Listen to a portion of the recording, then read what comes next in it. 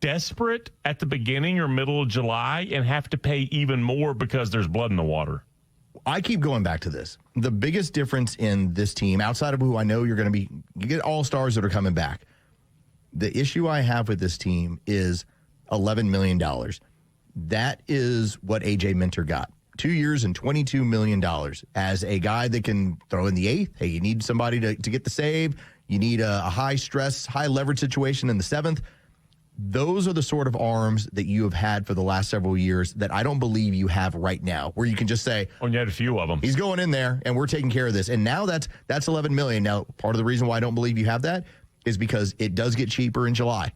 I pay this guy $11 million, so I have him the full year. It does get a little bit cheaper in July. It just is going to cost you prospects, and oftentimes other teams will pick up a portion of the contract. Oh yeah, if you trade for a guy in March, it's all 6 months. It's all 6 months. 2 months of the salary, and as you said, guys, and we'll pick up half of it or some of it, or maybe none of it, but still, it's only a third of what you would have been paying. But that's the shakeup move to me. If you're getting into that part of the season and you kind of are what you are, all right. I'm just not ready to make something wildly altering because I know I'm playing the best team in baseball right now, and I know what they're doing to me is what they do to pretty much everybody.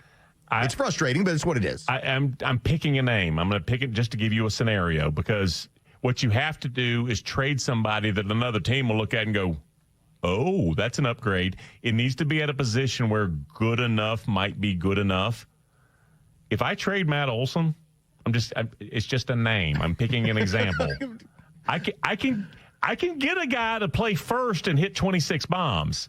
He's nowhere close to the player, but then I also get a bullpen arm back, and I get something like, it's just a scenario that you sit back, whiteboard. What would it take? How many? What could occur? Like, you consider all of these things. It's just an example.